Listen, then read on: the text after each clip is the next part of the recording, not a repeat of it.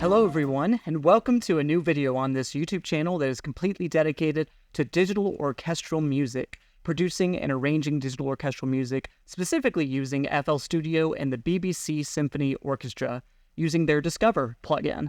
This is a game-changing plugin. If you do any kind of digital orchestral music and haven't heard of it, that is a game changer. It's a free orchestral library that I've been using. And it's just made such a difference in the quality of my digital orchestral music. But this isn't even about that. I just want to do kind of a one-off video, just kind of having a discussion on the quality of music. And this is at a risk of sounding very pretentious, but already this is a YouTube channel where I'm talking about art and my process for art. Of course, I might get a little pretentious here and there as an artist sharing his opinions. But I think it's a conversation worth having, and I think I just wanted to kind of outline my criteria for what makes a great song. And some of this is a little bit intangible, but the criteria itself is listable. So I think it's a conversation worth having with all of you, and I'd love to kind of have this be the start of a conversation where we can share notes on that. You know, do y'all think the same way about music? I'm sure there will be a lot of people who agree with this criteria, but I'm curious about, is your criteria different? Do you disagree with my list? Do you think there's there's a piece of criteria that may be very important for me that's not important for you? Comment down below. But anyway, without further ado, let's get started on the list. In order of importance, how am I gonna sort this? It's not necessarily in order of importance, but it is going to be a list. So, number 4, sonic quality. I mean, this goes without saying, and a couple of these pieces of criteria are really obvious, but I still think it's worth saying and quantifying, because that's the point, is that this is a quantifiable list about what do I think makes a great song. And sonic quality is one of the most important things. And so it's it's like, I think without sonic quality, you can listen to a piece of music and you can say, oh, this has the potential to be something great, but this in itself is not a great track. In this age of recorded music, that's a piece of criteria worth quantifying. Even though, like, if I'm listening to someone's demo and I go, oh, this is a good start, even if it wasn't recorded super well, but it being recorded well, being performed well, both of those go into sonic quality. That's also where I would be measuring the quality of performance, the vocal performance, the quality of the sound of the instruments, the mixing, how it was recorded. That all goes into that criteria. I'm not, like, I could, like, rank that, like, if I was doing, like, an in-depth ranking, maybe I would separate out that list, but that all goes under that chunk for me. So, without further ado, I think that piece of criteria kind of speaks for itself, so I don't want to linger on that. Because like, I could talk about, like, what makes something, like, how do you quantify sonic quality? But that isn't this video. What is the definition of something sounding good, or what does it mean to record well? That's not what this video is about. Anyway, number 3, musical interest.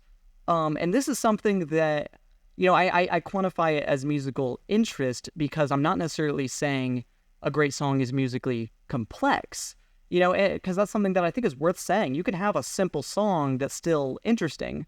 You can also have a complex song that sounds simple. And to me, that's the sweet spot, is I like a complex song that sounds simple. But to me, like, no matter what, as long as it's interesting, it can be simple, it can be complex, it can be anything. I don't care if it has a 4-chord, really generic chord structure, if it's still interesting.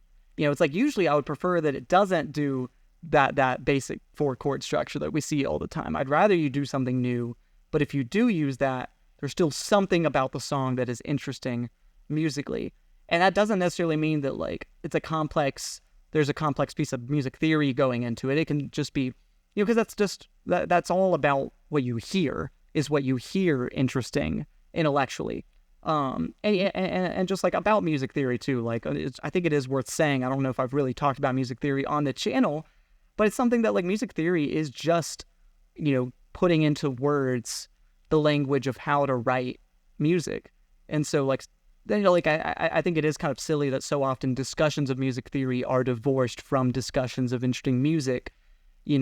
Like, they really should go hand in hand. You shouldn't. I don't know. To me, like, it seems a little silly to, like, talk about complex theory outside of it being used in music. Like, it should be about music.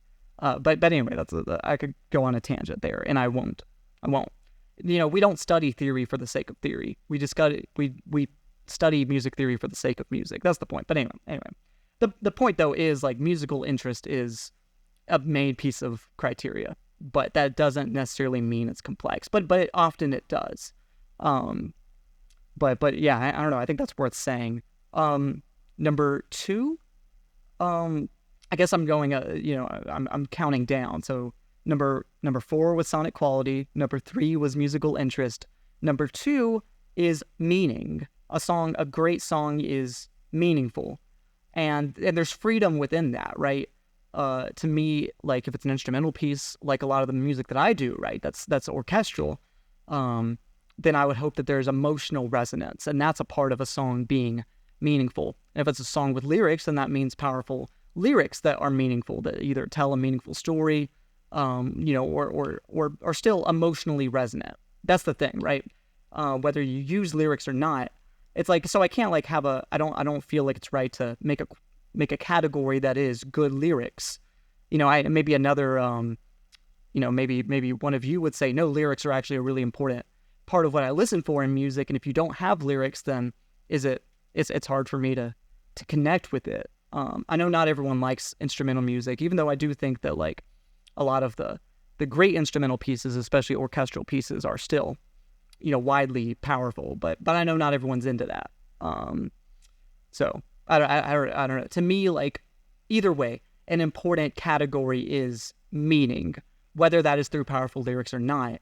The piece is emotionally resonant, either through the way it's written, the emotions it communicates, or the lyrics, hopefully both. And I do think like powerful lyrics, like the emotional resonance, like even in a song with lyrics, that shouldn't come just through the lyrics, that should come through the construction of the melody. And you see this in great songs, even great pop songs, that often the emotional resonance is displayed both through the lyrics and the way the lyrics are presented. The shapes of the melodies, the chords that they use, all of these things help communicate the emotional resonance beyond just being used for musical interest. And a great songs really have a marriage of all those things, right? It's musical interesting, and that interest follows the emotional resonance. Everything is motivated by each other. It's not interesting just to be interesting, but that emotional resonance motivates the interest. I don't know. Like I said, this might be a pretentious discussion, but I like all this to say, it's like I'm still loose with all these pieces of criteria so far are fairly loose. I don't have strict, like, this is what a good song has. It has to have borrowed chords, right? It has to, it can't be in common meter. It has to be better than that. I don't care about that. You can have a song in 4/4. It can use those same 4 chords that you see in every pop song these days. I'd rather it didn't, but it can and still be great as long as it's interesting and as long as it's emotionally resonant, as long as there's good sonic quality. And number 1, my final piece of criteria. I wrote it. I mean, there's several different ways I could say this. I could say it as the piece has its own identity, or that there's novelty to it.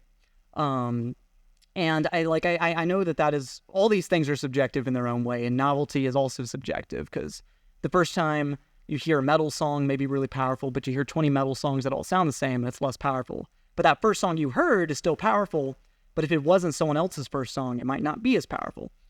I don't know. It's like novelty is subjective as well, and that just depends on your own experience. And with all those things, emotional resonance is subjective as well.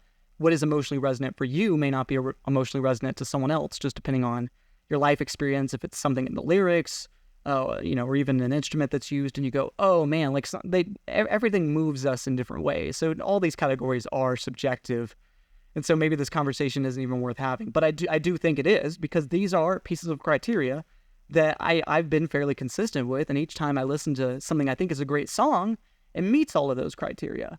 And I think it is worth, like, with that final piece of criteria, that idea of identity doesn't necessarily have to mean novelty, even though often something being novel helps a song find its own identity. But I mean, like, you can find identity by just having a really strong commitment to a genre, even if you're not really doing anything new within it. It just means that everything is cohesive within the song, And I think that that's kind of like an underlying quality within all these criteria that you could think about is cohesiveness. Is everything motivated by creative intent? Is everything guiding each other, right? And I think great songs have that. And I think sometimes you can hear a mediocre song and you go, oh, the singer's doing really well, but they're actually going like they're going really hard on a song that doesn't necessarily demand it. It feels like they're compensating for a weak composition, and if another singer would sing the song, it wouldn't be interesting. And so it's like, I don't know. And like that could still be a good song, but it's not truly great because it doesn't fully meet all those criteria. So to me, it's like, this is not the barrier for good music. These are the qualities that make great music. And I want to make that clear. It's like, if you don't meet all those, because not every song meets all of those. There's plenty of songs that are made that I hear that I go, that sounds good, but it's not musically interesting, and often that is because it's simple. But sometimes even a really complex song can still be, okay, it's complex, but so what? Like even so, it's like, so I think that all that is worth saying. It's not about simplicity or complexity. It's about interest. It's not about good or bad lyrics. It's about meaning. It's not even about, do you have lyrics or are there not lyrics? It's about meaning, resonance. And these things are very vague, and that can make it hard to make good music sometimes, because you go, well, these are the qualities of my pieces. Like I have this violin part. Is that resonant? Do you find that melody meaningful? The use of these chords, is that meaningful to you? I say these words, I harken back to my life experience. Is that meaningful? It may not connect with everyone.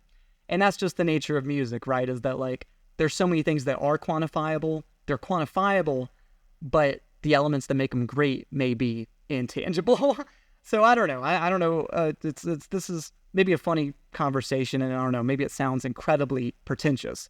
But this is just like an artistic perspective on what makes great music. So I don't know. I could keep talking in circles, and I could keep going in more in depth into all of these things and provide specific examples. But I do think I'll stop the video here. I'm not, or else I'm at risk of rambling. So comment down below. I mean, what do you think about all those pieces of criteria?